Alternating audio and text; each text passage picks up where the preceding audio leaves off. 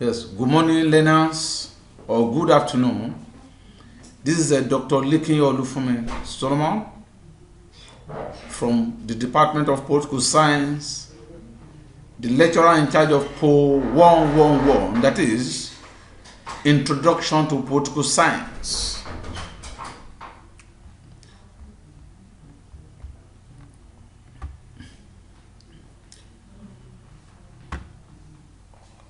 Under this course, we have different study sections, like about 9 different study sections. The first study sections will focus on the nature and the scope of political science, while study section 2 will deal with political science as a science or art. Study section 3 will deal with scope of political science. Study section 4 will deal with approaches to the study of political science. Study section 5 will deal with power, influence, and authority, while study section 6 will focus on the state, society, and the nation. Study section 7 will deal with forms of government. Study section 8 will focus on the Constitution and constitutionalism, while the last study section, not that this study section, because it's study section 9, will deal with political parties and prayer group. Now we'll start with the study section 1, which is the nature and the scope of political science. Let us now have the introduction. Politics is modern era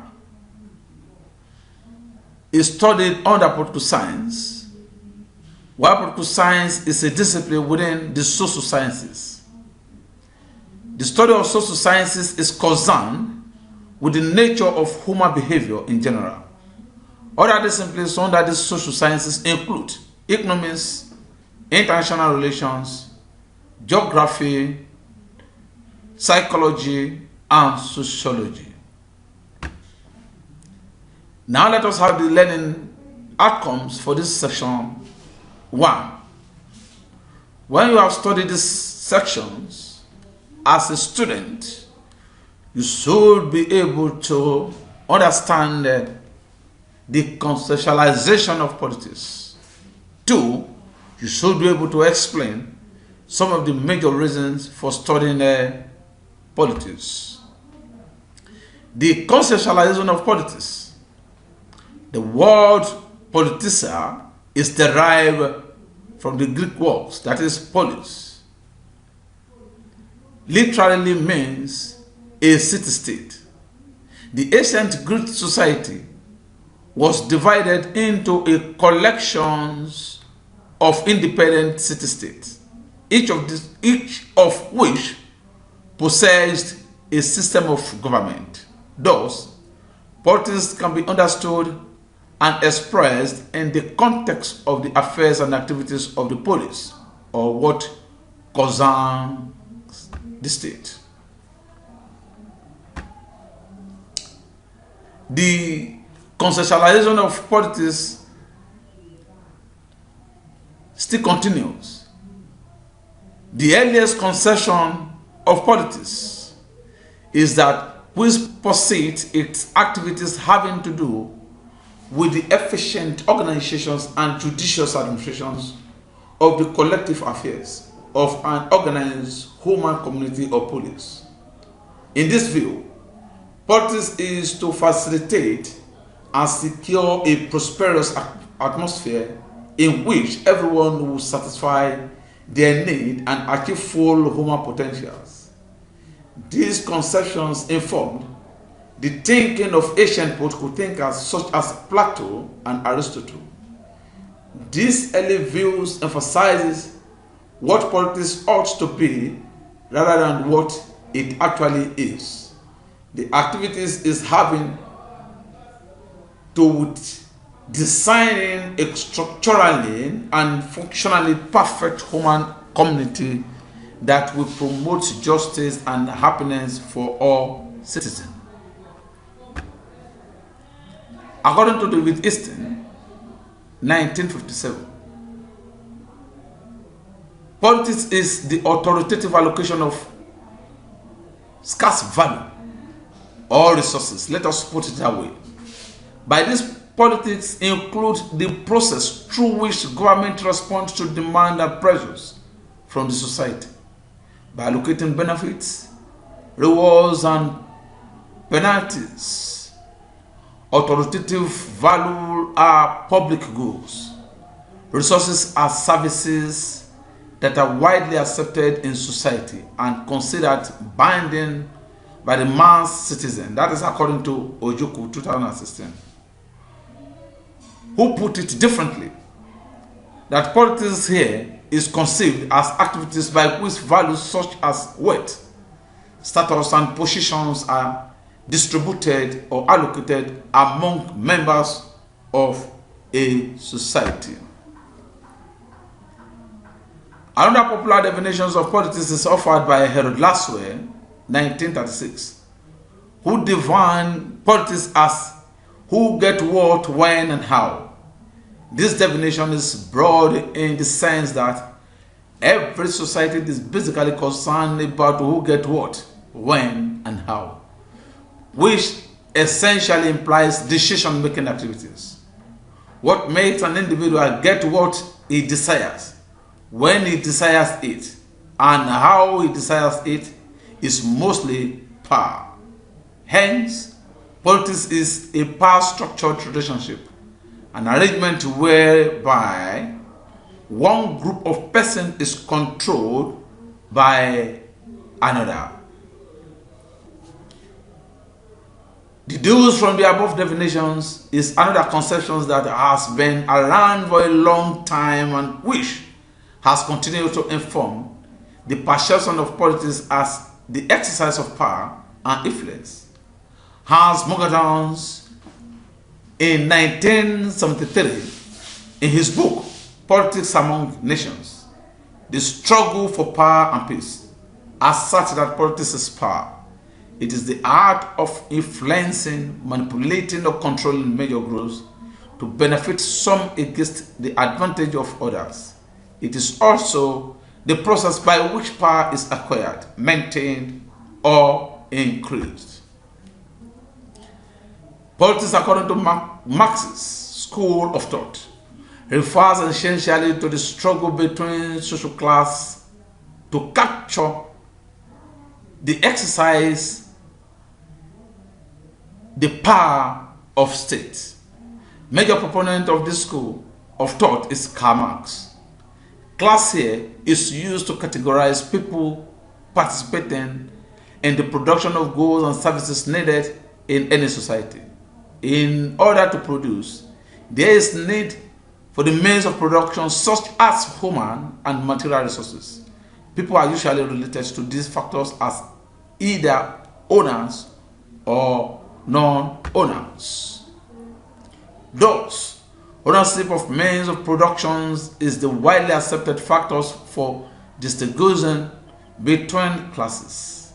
In this view, Karl Marx posits that the relationship between the two classes is characterized typically by a conflict. These conflicts arise from the fact that the owners likely use their enormous wealth to take control of powers and use it to dominate, exploit, and rule non-owners, while the non-owners seek to seize power from the state to free themselves from dominations and exploitation. But since the class owners will always resist, the state of conflict is often the substance of politics.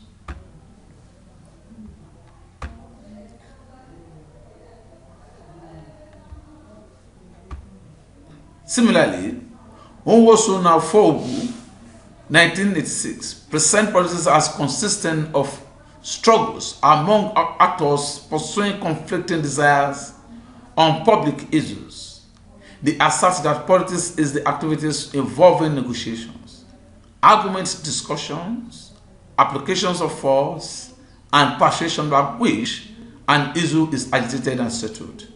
In summary, Politics can be explained in three ways. First, it attempts to discover the general principles, formations, and functionings of government.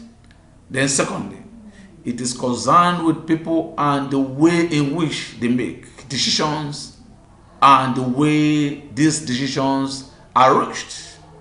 And thirdly, politics is that part of the social sciences which treat the foundations of the state and the principles of government, governmental, social, and economic programs, international relations, organizations, and corporations.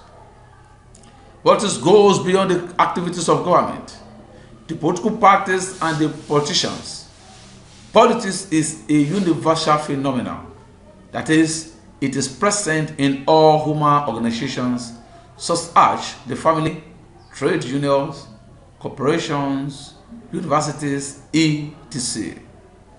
In all these organizations, politics is characterized by a struggle for power and influence, conflict, bargaining, reconciliation, resolutions, and consensus.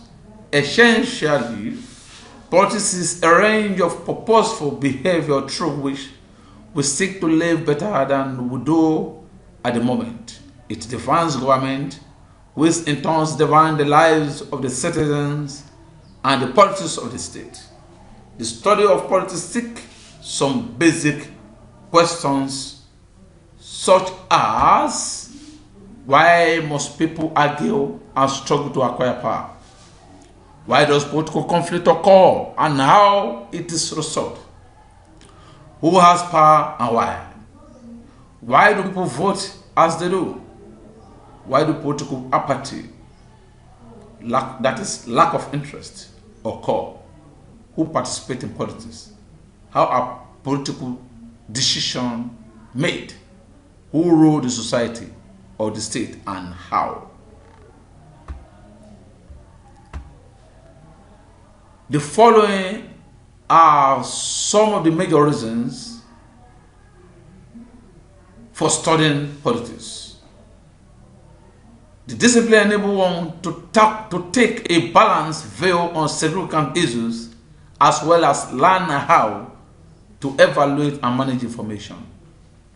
Politics is not just about politicians and formation of political parties, but also exposes us to study of political system, behaviors, values of other society, and other issues involving around man's environment, such as human rights, institutions, citizens, political orientations, and education. Politics helps us to make comparison between countries as there is fascinations and intellectual excitement in the study of foreign system and in the discovery of political way of life that are quite different from our own. Through the study of politics, we come to appreciate the ways in which government and political participants face similar problems and respond to them as well as the needs and demands of their citizens.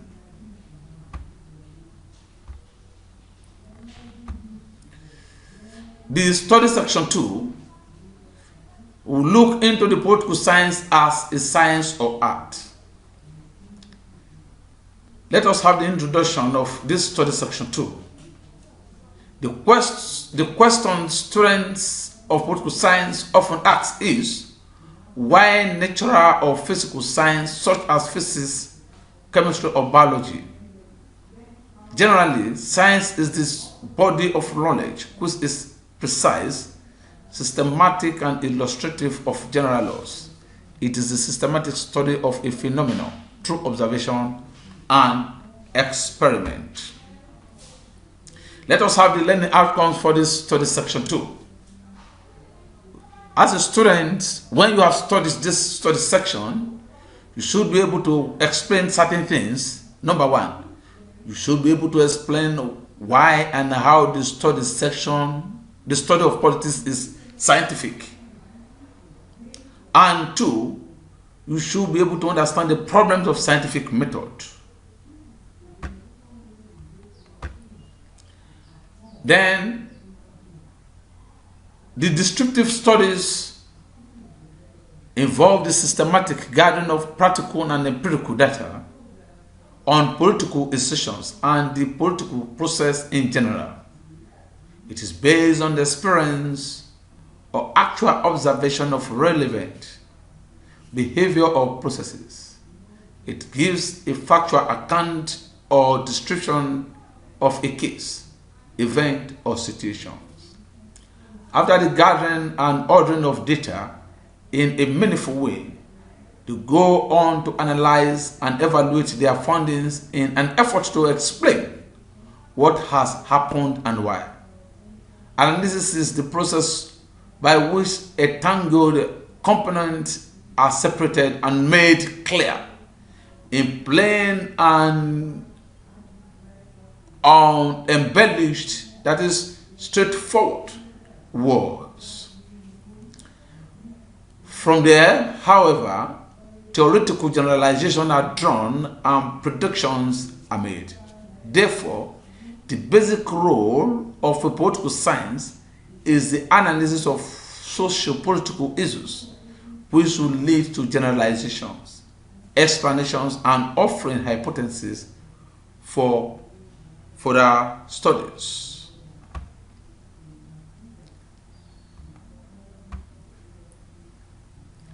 Now look at the problems of the scientific method. There are variants of constraints limiting the applications of scientific method in the study of politics, ranging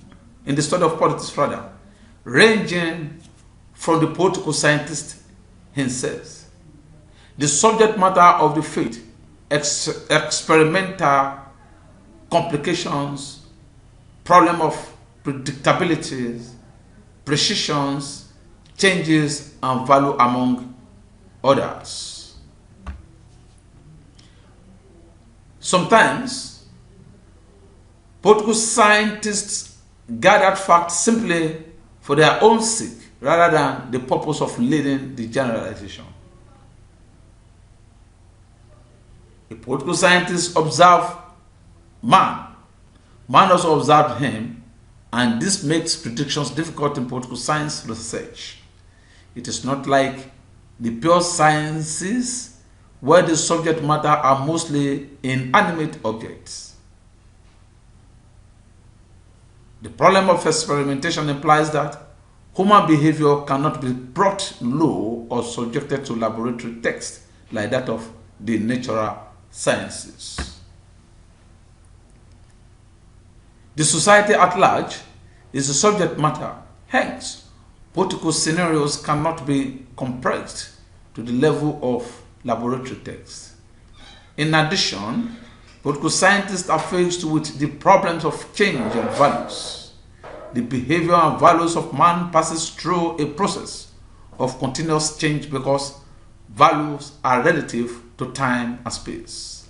And lastly, furthermore, politics takes place in a social, cultural, and economic environment to which human beings react to different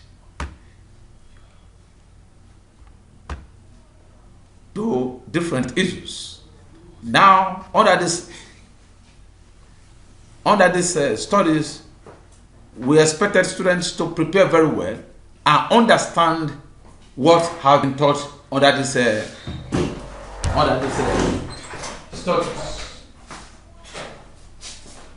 You have done past